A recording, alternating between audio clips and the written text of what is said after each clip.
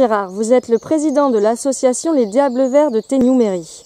Vous co-organisez pour la 2e année consécutive le trail des coteaux de Méry-sur-Cher avec la mairie de Méry-sur-Cher. En quoi consiste ce partenariat? Alors le partenariat consiste, disons, c'est une idée qui est venue au départ par monsieur Guivard qui cherchait à faire une animation sur Méry-sur-Cher. Et on a sauté sur l'occasion parce que ça fait longtemps que les Diables Verts voulaient faire quelque chose sur Méry. Donc on a proposé notre assistance pour cela. Et après, on s'est fait aider quand même pas mal par le CAV de Vierzon. On a eu pas mal d'informations parce qu'on est surtout une association multisport avec du judo, de la marche, du vélo, du foot.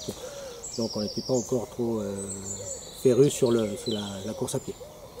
Voilà. Donc ça s'est créé comme ça. On s'est partagé les tâches au niveau grâce à M. Livard aussi, parce que là il a bien travaillé au niveau du financement. Il nous a cherché le financement, ce qui était très intéressant. Et nous on s'est occupé surtout du circuit, en grande partie du circuit, de la sécurité. C'était un peu compliqué parce que il y a la voie ferrée, il y a le canal, il y a tout des petites complications qui fait qu'on voulait faire un circuit complet sans contrainte au niveau sécurité. Donc l'an dernier, il y avait 2 courses qui composaient le trail, si je me souviens bien, une de 18 km 100, bien évidemment, 100, oui, et puis celle de 5 km. Oui. D'accord. Quel sera le format pour cette 2e édition? Alors pour le 18 km 100, on l'a modifié un petit peu pour refaire un peu des coteaux de Méry. On a repris un petit circuit pour refaire connaître encore un peu le coteau de Méry. Mais c'est surtout pour les 5 km. Donc on a suivi une demande des coureurs. Il y aura 8 km. Donc ils vont profiter, les 8 km vont profiter du canal sur à peu près 1 km 400. Ils vont rejoindre les 18 km. Ils vont faire un parcours ensemble sur 3-4 km uniquement. Une nouveauté pour cette année, le trail de Méry-sur-Cher va intégrer le challenge Corda Hébro. C'est un challenge qui consiste à participer à 9 courses, au minimum 5 courses pour avoir un classement à ce niveau. Bien que vous ne soyez pas une des régions les plus propices, si on peut dire, pour le trail ou en tout cas pour le dénivelé, oui. La première édition a été un succès avec près de 200 participants. Comment expliquez-vous cela?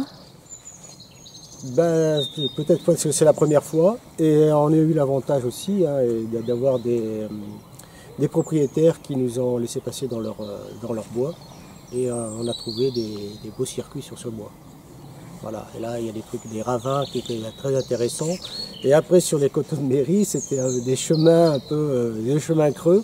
Alors comme Méry c'est une butte, hein, il y a eu pas mal de difficultés et ça leur a plu. Les difficultés leur a plu. La boue, ça plaît aux trailers. D'accord, donc si j'ai bien compris, ceux qui veulent avoir mal aux jambes et avoir de la boue jusqu'aux genoux seront ravis. Et par contre, il y en aura aussi pour les novices, les amateurs, les familles, les enfants. Les 8 km, de toute façon, c'est limité parce que bon, par rapport à la fédération, et c'est vrai, faut remercier aussi la fédération parce que c'est vrai que c'est rare qu'il y ait une fédération qui permette à une association non affiliée à faire ce genre de compétition. Et ça, c'est très important. Pour la vie des communes, c'est très important. Voilà. Sinon, pour les enfants, donc on est automatiquement limité. On ne peut faire qu'une initiation, jusqu'à 12 ans. Alors nous avons peu parlé des bénévoles, qui sont pourtant essentiels à toute organisation d'événements. Il faut remercier les bénévoles, parce que sans eux, il n'y a rien. C'est clair. Là, uniquement pour ce trail-là, cette année, il nous faut 40 bénévoles pour tenir les carrefours. Voilà, 40 bénévoles. Et enfin, moi, je galère. Mais on va y arriver. On va y arriver. Et après, il y a les autres bénévoles qui s'occupent au niveau de la réception, des inscriptions, etc. Ça fait donc au moins 80 personnes. Allez, en 2 mots pour terminer, les objectifs pour les années à venir?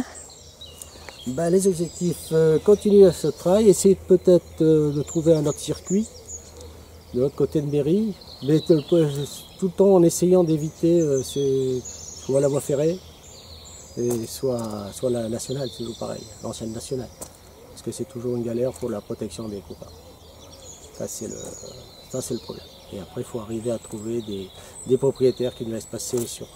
parce que les chemins, c'est vraiment un peu escarpé, c'est un peu par-ci, par-là, donc c'est pas évident. Très bien, je vous remercie beaucoup Gérard. Voilà. Merci. À bientôt. À bientôt.